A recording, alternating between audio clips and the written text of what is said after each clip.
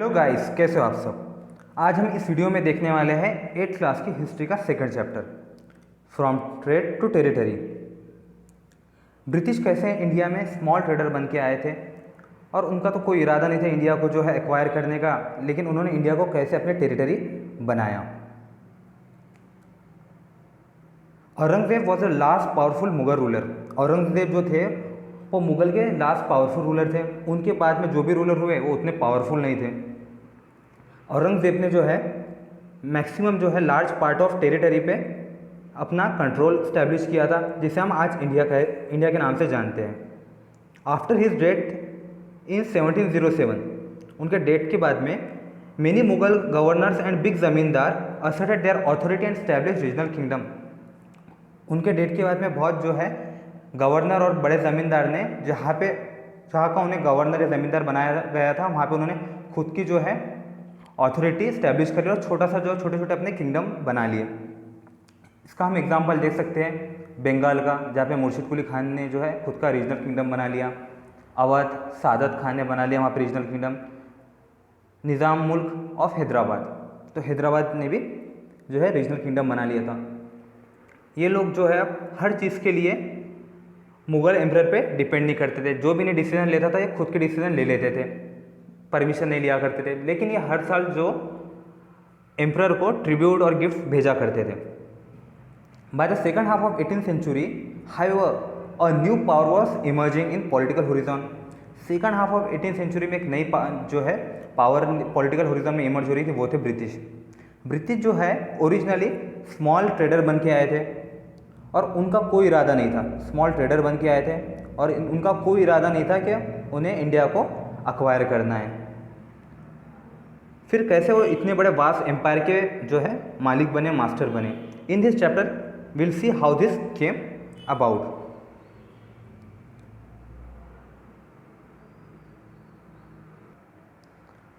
How foreign power come in India. India में foreign power कैसे आई, ये पोर्टुगीज़ और यूरोपियंस कैसे आए। पहले तो इंडिया का ट्रेड था तो लैंड रूट से हुआ करता था, लैंड रूट से ट्रेड किया करते थे। तो बीच बीच में जो है किंगडम्स जो है आया करते थे, वो किंगडम में ट्रेडर्स को टैक्स देना पड़ता था। इसके कारण जो है उनका प्रॉफिट कम होता था। और एक टाइम के बाद में बीच में जो टर्की भी आया करता था, टर्की में अब ओटोमन एम्पायर है जो है वो स्टैब्लिश हो गया था। तो ओटोमन एम्पायर ने इन ट्रेडर्स के आने जाने पे रोक लगा दी थी, रिस्ट्रिक्शन लगा दिए थे। और यूरोपियंस को तो इंडिया से ट्रेड करना था, बहुत प्रॉफिटेबल ट्रेड था उस टाइम पे। तो इन लोगों को दूसरा कोई रास्ता जो है वो खोजना था। तो उन्होंने सोचा जो है सबसे पहले स्पेनिश और पोर्टुगीज ने सोचा कि दुनिया गोल है। तो स्पेनिश में जो थे कोलंबस, तो चले गए अमेरिका की तरफ, उन्होंने अमेरिका डिस्कवर कर लिया और उन्हें लगा था अमेरिका भी इंडिया है। उसके बाद में पोर्टुगीज से आए थे वास्को दा गामा। वास्को दा गामा केप ऑफ गुड होते हुए 1498 में इंडिया पहुँचे। उनके बाद में 1498 में इंडिया पहुँचे। उनके बाद में ब्रिटिश 1600 में इंडिया पहुँचे। उसके बाद में पहुँचे डच जो है वो 1602 में इंडिया पहुँचे। उसके बाद में फ्रेंच 1608 में इंडिया पहुँचे हैं। ठीक है, हम थोड़ा इसको रिप्रेजेंटेशन पे देखते हैं कि कैसे इंडिया है। ये रहा वर्ल्ड मैप। ब्रिटिश जो है ये रास्ता लेते हुए इस तरीके से इंडिया है। ये है Cape of Good Hope. Portuguese भी इसी तरह से आए, यहाँ पे पहुँचे कैलिकत जो केरला में आता है। फ्रेंच पोर्टुगीज़ सब यहाँ से आए। उस टाइम पे जो इंडिया के साथ ट्रेड हुआ करता था बहुत प्रॉफिटेबल हुआ करता था। जब वास्को दा गामा इंडिया से सामान लेके गए तो उनके जर्नी का जो कॉस्ट था उसके 60 टाइम जो है उन्होंने प्रॉफिट कमाया था। जैसे हमने यहाँ पे ऊपर में देखा Portuguese, British, Dutch and French ये सब इंडिया में आ चुके थे। ब्रिटिश जब इंडिया में आए तो उन्होंने जो है चार्टर्ड लेकर आए थे उनके क्वीन एलिजाबेथ वन का। चार्टर्ड यानी क्या होता है? चार्टर्ड यानी रॉयल परमिशन होती है। उन्होंने क्वीन से रॉयल परमिशन ली थी कि ईस्ट में ट्रेड करेंगी तो सिर्फ ये ईस्ट इंडिया कंपनी करेंगी और इंग्लैंड की और कोई कंपनी को जो है ट्रेड करने की परमिशन नहीं है और कोई इंग्लैंड की दूसरी कंपनी इसमें ट्रेड नहीं कर सकती। ठीक है। All company were mercantile. Mercantile यानी क्या होता है? एक इंटरप्राइज होता है जो कम कीमत में सामान खरीदता है और ज़्यादा कीमत में बेचता है, उससे खुद का प्रॉफिट बनाता है। और उस टाइम की जो मर्सेंटाइल हुआ करती थी तो अपने मोनोपोली से जो है ज़्यादा पैसा कमाती थी, दूसरे जो है कंपटीशन ना करते हुए। All company were interested in buying fine good of cotton and silk which has huge demand in Europe. तो इंडिया का फाइन क्वालिटी का कॉटन और सिल्क की और जो मसालों की इंडिया के जैसे पेपर, काली मिर्च, क्लोव्स यानी लवंग, कार्डिमम इलायची, सिनेमन दालचीनी, तो इनकी यूरोप में बहुत ज़्यादा डिमांड थी। तो ये सब जो चारों भी कंपनी हैं अब ये गुड्स खरीदने के लिए कॉम्पीट करने लगी। आप एग्जांपल लीजिए कि एक पेन है और 4 बायर हैं, उसकी मार्केट वैल्यू है 10 रुपये। सब 10 रुपये देने के लिए तैयार है, लेकिन चाहिए सभी को। तो एक उसमें का जो है बायर कहता है कि मैं आपको 11 रुपये देता हूँ, एक बायर कहता है मैं 12 रुपये देता हूँ, और जो फोर्थ बायर है वो कहता है मैं 13 रुपये देता हूँ। तो इस तरीके से जो 10 रुपये की पेन थी वो अब हो गई है 13 रुपये की, तो कॉस्ट बढ़ गई। और ये तो ठहरिक जो है मर्सेंटाइल, तो इन्हें भी प्रॉफिट कमाना था। अगर मान लीजिए 15 रुपीज़ इसकी जो है सेलिंग प्राइस है, तो 10 रुपये और 15 रुपये में कितना जो अंतर है 5 रुपये का, लेकिन अभी 13 और 15 में कितना अंतर है 2 रुपये का, तो इनका जो है प्रॉफिट कम हो गया था। तो only way to flourish is to eliminate the rivals. तो इनके पास एक ही तरीका था जो खुद को जो है फ्लरिश करने का, खुद को जो है और अमीर बनाने का, अपने राइवल्स को जो है एलिमिनेट कर दीजिए। तो इन्होंने एक दूसरे से जो है घमासान जो है बैटल करना, युद्ध करना शुरू कर दिया। एक दूसरे की शिप को जो है डुबा देते थे। They sank each others ship, blockade route, एक दूसरे के रास्ते बंद कर देते। प्रिवेंट राइवल शिप, राइवल की शिप को कोई एरिया से जाने से रोक देते थे पॉलिटिकली, उस राजा से संधि करके या और कोई दूसरे जो है तरीके अपना के।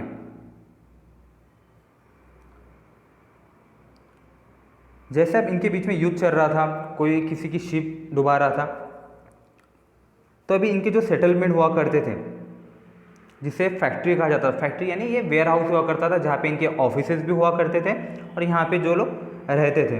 तो इन्होंने इसको फोर्टिफाई करना शुरू कर दिया, किला बनाना शुरू कर दिया, ताकि जो इनके राइवल्स है वहाँ पे उन्हें वो अटैक ना कर पाए। इनके फोर्टिफिकेशन जो है और इनके राइवलरी से लोकल राजा वहाँ के नाराज़ थे। लोकल राजा का कहना था यहाँ का राजा मैं हूँ और तुम मेरे से बिना पूछे जो है अपने फोर्ट्स बना रहे हो, यहाँ पे मेरे ज़मीन पे आप लोग लड़ रहे हो। तो लोकल जो राजा है तो वो कॉन्फ्लिक्ट में आ गए ब्रिटिश के और इन पावर्स के। हम देखते हैं कि East India Company began trade in Bengal. कैसे उन्होंने बंगाल में ट्रेड किया? Company first started its factory in 1651 on the bank of river Hooghly. Factory आपको बताया, फैक्टर यानी traders. By 1696 company began building a fort around factory. Factory यानी इनका वेयर हाउस हुआ करता था, वहाँ पे लोग भी रहते थे, इनके ऑफिस भी थे। उसके बाजू में इन्होंने जो किला बनाना शुरू किया। 2 साल बाद इन्होंने मुग़ल ऑफिशियल को घूस देके वहाँ की ज़मींदारी ले ली। 3 विलेज की इन्होंने ज़मींदारी ले ली थी ब्रिटिश ने, कलिकता, गोविंदपुरा, सुतानुती। बाद में कलिकता जाकर ही कोलकाता या कलकत्ता के नाम से जो है मशहूर हुआ।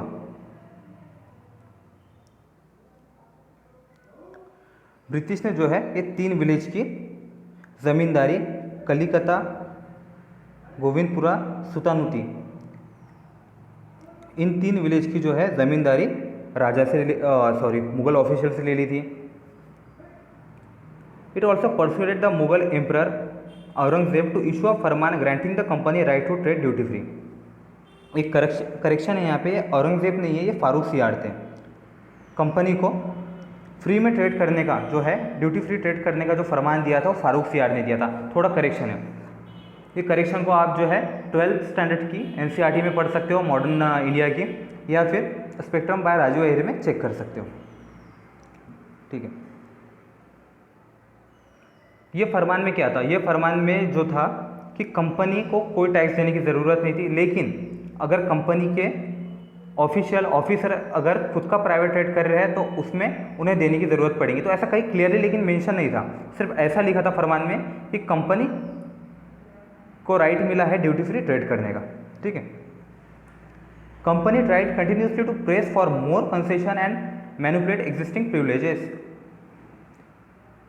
कंपनी हमेशा कोशिश करती थी कि उन्हें ज़्यादा से ज़्यादा कंसेशन मिलना चाहिए और मैनिपुलेट करती थी इस फरमान को जो फारूक सियार ने दिया था। औरंगज़ेब नहीं है, फारूक सियार। जो ये फरमान था कंपनी के लिए दिया था, लेकिन कंपनी के ऑफिसर कहा करते थे कि कंपनी के ऑफिसर के लिए भी है, उनके प्राइवेट ट्रेड के भी ड्यूटी फ्री ट्रेड करने के लिए। But official of the company who were carrying on private trade on the side were expected to pay duty. बिल्कुल, this they refuse to pay cause an enormous loss of revenue to Bengal. This how could the nawab of Bengal Murshid Quli Khan not protest.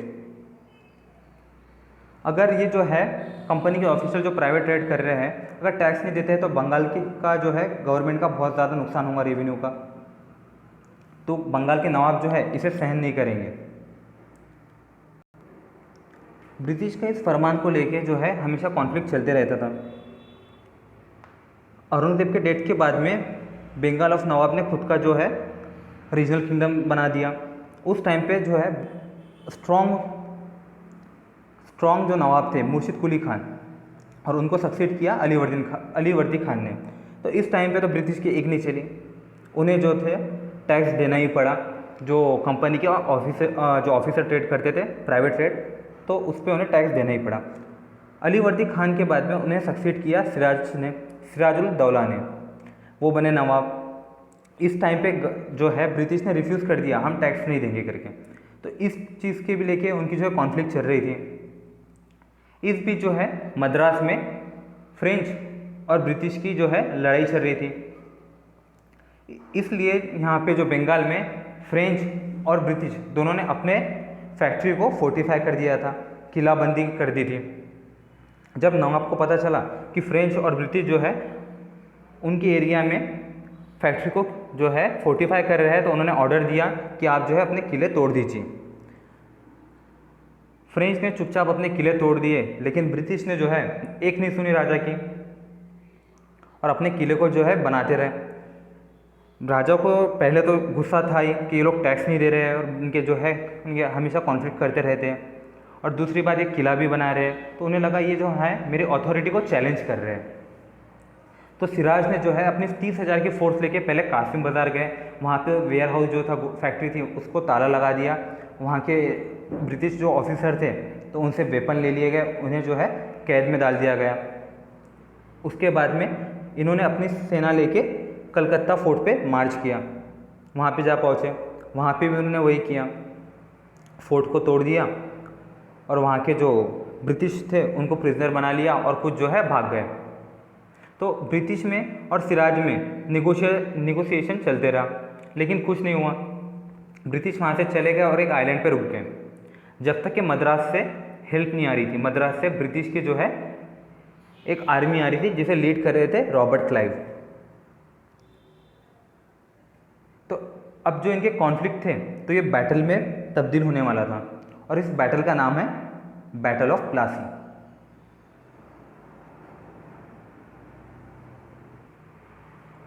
Battle of Plassey 1757 में हुई, ठीक है। और ये किसके बीच में हुई? ये नवाब ऑफ बंगाल सिराज के बीच में और ब्रिटिश जिसे लीड कर रहे थे रॉबर्ट क्लाइव के बीच में हुई। नवाब ऑफ बंगाल के एक कमांडर थे मीर जाफर। तो ब्रिटिश ने इन्हें जो है अपने तरफ कर लिया लालच देके कि अगर आप जो है हमारी हेल्प करते हो नवाब को हराने में तो हम आपको नेक्स्ट नवाब बना देंगे। तो ऐसे ही हुआ, नवाब जो है तो ब्रिटिश के साइड हो गए। जब जिस दिन बैटल का दिन आया उस दिन नवाब अपनी पूरी फोर्स लेके चले गए। वहाँ पे मीर जाफर ने कहा सर ये तो इतने से ही लोग हैं, इन्हें हम यूँ हरा के आते हैं। तो नवाब भी खुश हो गए, हाँ ये तो इतने से लोग हैं, आप लोग आराम से हरा देंगे, और वो खुशी खुशी चले गए। मीर जाफ़र ने कभी जो है ब्रिटिश के ऊपर अटैक नहीं किया। मीर जाफ़र के जो बेटे थे उन्होंने जाके सिराज को पकड़ लिया और वहाँ पे उसे मार दिया।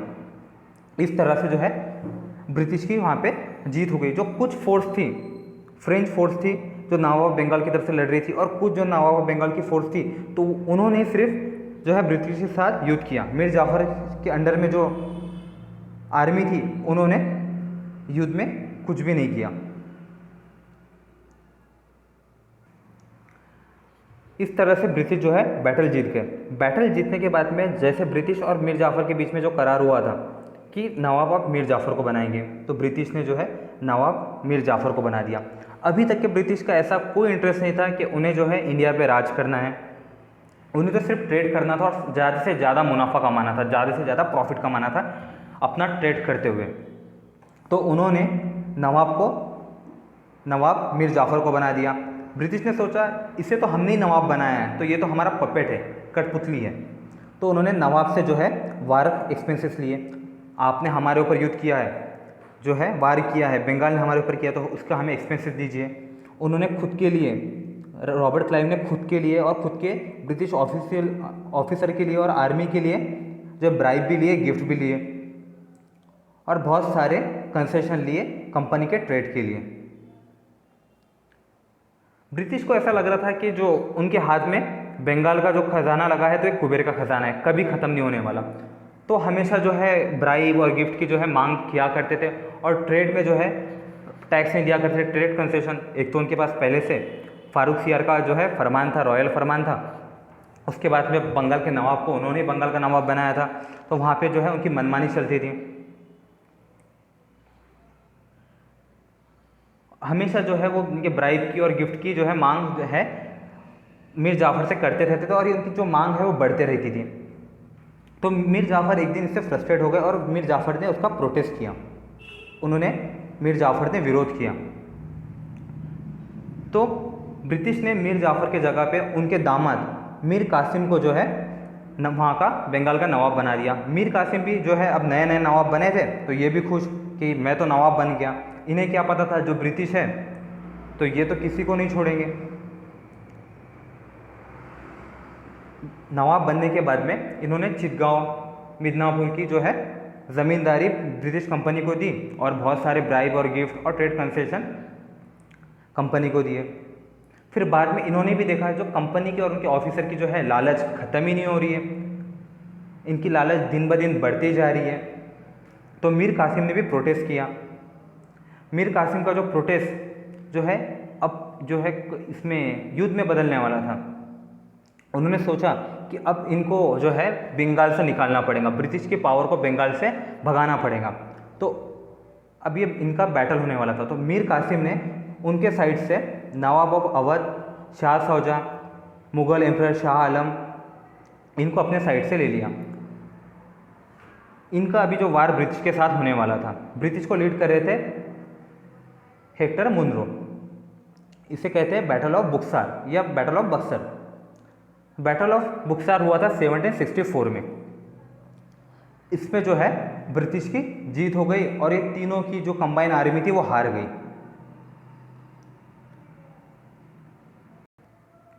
After winning battle British install Mir Jafar as a nawab of Bengal. अब बैटल जीत के ब्रिटिश तीनों की कंबाइन फोर्स को हरा दिया। उन्होंने अब मीर कासिम की जगह पे फिर से मीर जाफ़र को जो है नवाब बना दिया।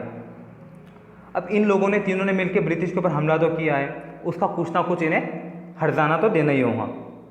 तो कंपनी ने मुग़ल एम्परर से दीवानी ऑफ बंगाल ले लिया। दीवानी ऑफ बंगाल यानी वहाँ का रेवेन्यू कलेक्ट करने का जो राइट है, तो अब बंगाल का ब्रिटिश कंपनी के पास में वहाँ का रेवेन्यू टैक्सेस जो है ब्रिटिश कंपनी लेंगी, लेकिन एडमिनिस्ट्रेशन जो है अभी भी मुग़ल एम्परर के पास में है। आपको संभालना आपको है। तो ब्रिटिश के पास में क्या है, पैसा तो आ रहा है लेकिन रिस्पॉन्सिबिलिटी कुछ भी नहीं है। शाह शौजा से उन्होंने जो है 50 लाख रुपए मांगे, 50 लाख रुपए लिए और बंगाल तो उनके हाथ में था ही, जो है नवाब बंगाल पहले से उनके हाथ में थे मीर जाफ़र। उस टाइम का जो बंगाल था, तो Bengal was a combine, Bengal was combine Bengal, Bihar and Orissa. बाद में 1911 में जाके इनका जो है विलगीकरण अलग जो है ये हुए हैं, बंगाल, बिहार और Orissa. From early 18th century, company trade in India expanded, but it had to buy most of the good with gold and silver. तो अर्ली 18th सेंचुरी में कंपनी का ट्रेड जो है इंडिया में बढ़ तो गया, लेकिन उन्हें कोई भी चीज़ खरीदनी पड़ती थी तो गोल्ड या सिल्वर के एक्सचेंज में खरीदनी पड़ती थी। ऐसा क्यों? क्योंकि ब्रिटेन के पास में ऐसा कोई गुड ही नहीं था जो इंडिया में सेल कर पाए, बेच पाए। लेकिन आफ्टर बैटल ऑफ प्लासी जो है उनके पास में बंगाल का खजाना उनके हाथ में लग गया था, क्योंकि नवाब जो है तो पपेट नवाब को उन्होंने बिठाया था। तो आउटफ्लो जो है गोल्ड का वो कम हो गया, तो वहाँ से जो गोल्ड के बदले जो सामान खरीदते थे ट्रेड के लिए तो वो कम हो गया। लेकिन बैटल ऑफ बुक्सार के बाद में उन्होंने गोल्ड और सिल्वर लेना वहाँ से पूरी की पूरी जो है ब्रिटेन से बंद कर दिया और बंगाल के रेवेन्यू को ही इस्तेमाल करते थे, उससे ही वो जो है सामान खरीदते थे ट्रेड के लिए और वही जाके जो है ब्रिटेन में बेचा करते थे। वही रेवेन्यू से और जो गिफ्ट ब्राइब से ये लोग हैं तो वार लड़ा करते थे दूसरे जो है इंडिया में फ्रेंच के साथ में या इंडियन पावर के साथ में, और अपने जो है आर्मी को भी वही रेवेन्यू से मेंटेन किया करते थे। गाइस यहाँ पे हमने battle of Plassey, battle of Buxar जो है कंप्लीट कर लिया। ब्रिटिश कैसे इंडिया में ट्रेडर बन के आए और ब्रिटिश ने कैसे इंडिया में जो है अपनी इंडिया को अपनी टेरिटरी बनाना शुरू किया। अभी उन्होंने बंगाल को जो है अपने अंडर में लिया, ये देखा। इस चैप्टर में जो है आगे का जो है स्टार्टिंग कंपनी ऑफिशियल बिकम नबूब्स यहाँ से नेक्स्ट पार्ट में देखेंगे। Thank you.